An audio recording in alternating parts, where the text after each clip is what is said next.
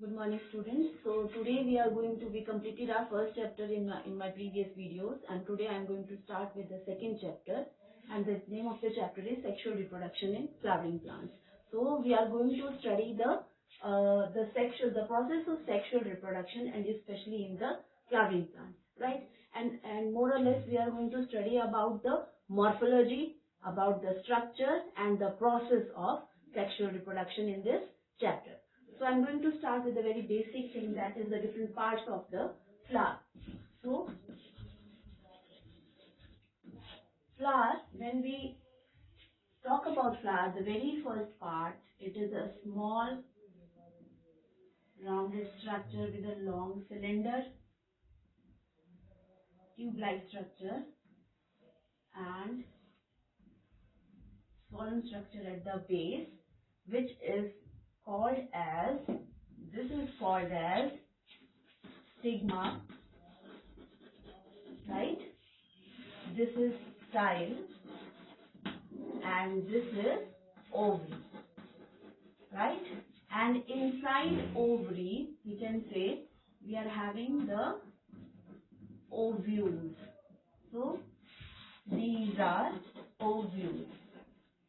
Now this ovary, it is attached to the base that is known as a thalamus or the receptacle, right?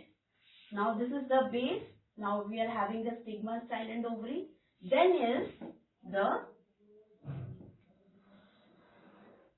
again a filament and a bilobed structure which is attached to the thalamus, or it may be attached to a petal also. So this is the filament and this is the anther, and again this is a bilobed structure, this is anther, and so I am going to label it. This is anther and this is the filament, right? Now the next is the colored part, that is the petals. The petal,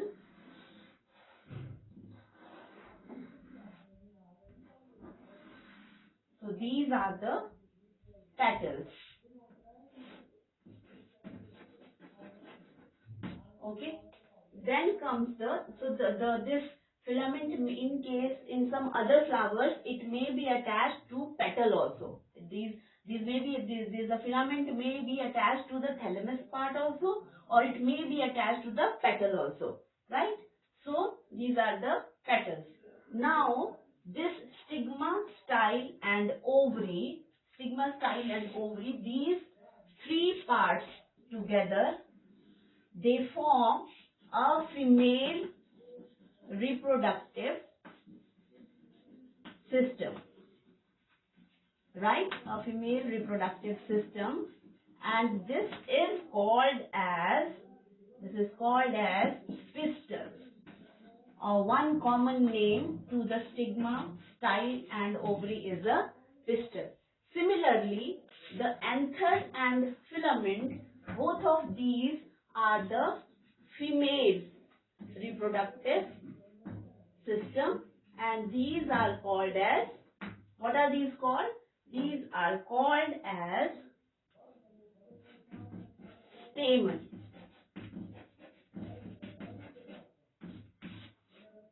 Okay. Another term which is very important to know is that group of petals, right? Another is that group of petals is known as corolla, right? And a group of, sorry, I have forgot over here to label the sepals. So this is the sepal, and during the budding stage, the bud is present in this part of the floral part of the flower, and this sepal provides the protection to the growing flower. So what is this? again now, so the group of sepals is called as calyx. Right? Now again, the calyx and corolla, these two are the accessory walls, or we can say accessory part of reproductive system of a flower. Right? And on the other hand, the pistil and the stamen. So I can write it over there here that the pistil plus and the stamen. Again, what are these? Pistil is the gynoecium part, and again stamen is the androecium. Right? So these two together, right? These are the essential. They are categorized as the essential whorls, or the part of the reproductive system. Right? So these two are going to play a very important role when we are going to take the sexual reproduction in flowering plants into consideration. So what we have discussed till now, just that there are different structures in a flower. The structure which is colored, these are called as petals, right? Petals, outermost sepal, and the structure where all these things are attached, that is known as thalamus or receptacle. And the thalamus may bear a filament and an anther. And anther is again a bilobed structure. We are going to discuss this structure in detail a little later. And stigma, then a style, then a ovary. And this form the female reproductive system, and the common term is pistil. So you have to remember all these things in detail. What is the pistil? Stigma, style and ovary. What is the stamen? Anther and the filament. And another term which is used is gynoecium and androecium. Gynoecium for the female parts and androecium when we are taking the male parts into consideration. Now we will start. This was the structure of a flower. Now we will start with the structure of a anther. Structure of anther.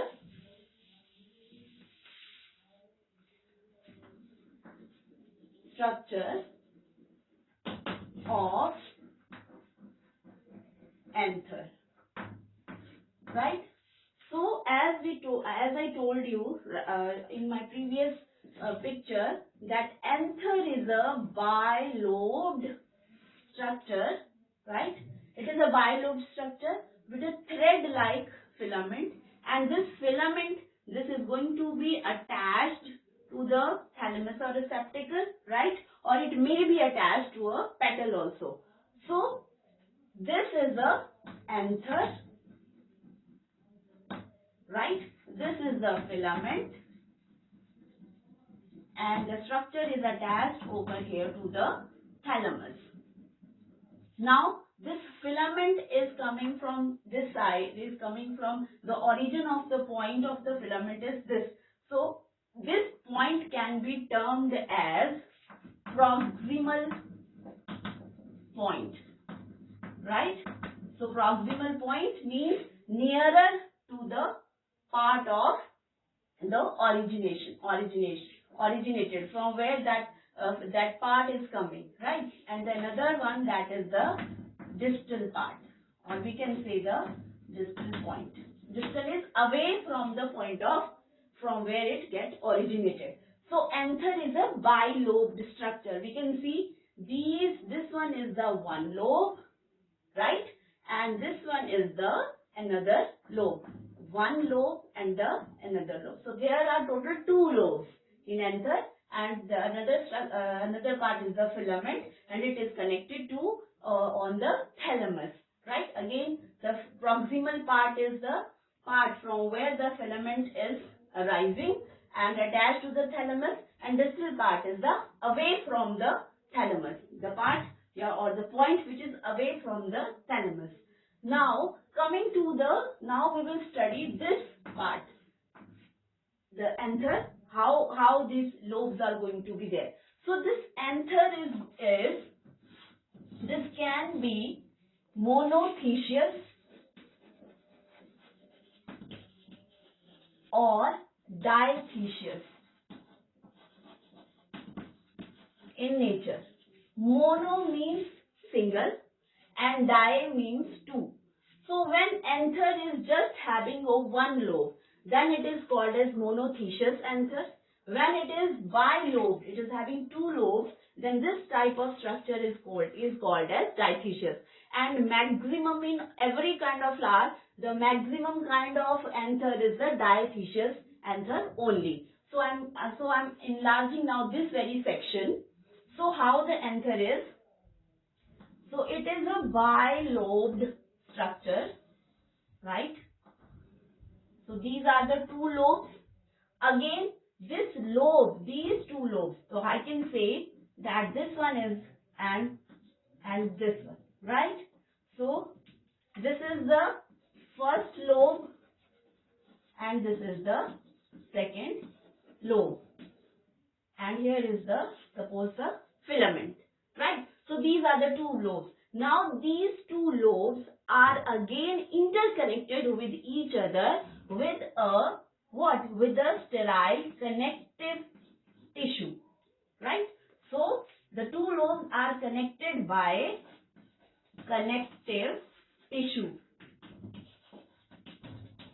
But you have to remember it that this connective tissue is not going to play any role in sexual reproduction, right? So we can say that this connective tissue is sterile in nature, right? Now, if we cut the section of the anther, if we take the TS of the transverse section of an anther, then the anther, what kind of structure we will see? This kind of structure,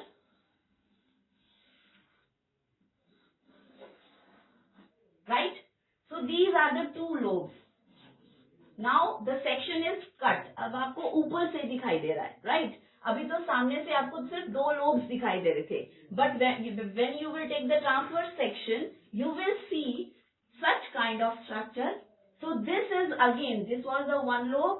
So this is again the one lobe and this is the second lobe, right? And each lobe is having a microsporangia in it.